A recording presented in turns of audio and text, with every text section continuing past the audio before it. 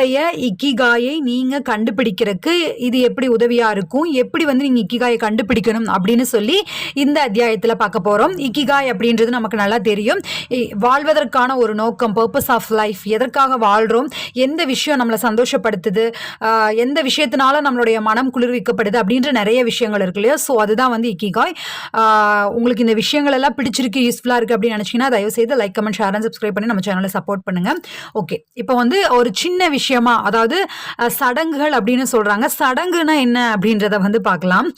நம்ம சடங்குனா நம்ம நார்மலா பண்ணக்கூடிய அந்த ஃபங்க்ஷன்ஸ், அந்த இதெல்லாமே நாம சொல்லுவோம் இல்லையா. ஸோ இதுல வந்து சடங்குகள் அப்படின்னு வந்து போட்டிருக்காங்க. பட் அதை என்ன மீன் பண்ணுது, எதை மீன் பண்ணுது அப்படின்றத பார்க்கலாம்.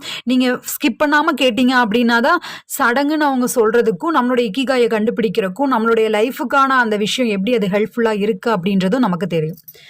ஓகே, மனிதர்கள் இயல்பாகவே சடங்கு ரீதியானவர்கள். நம்மை சுறுசுறுப்பாக வைத்து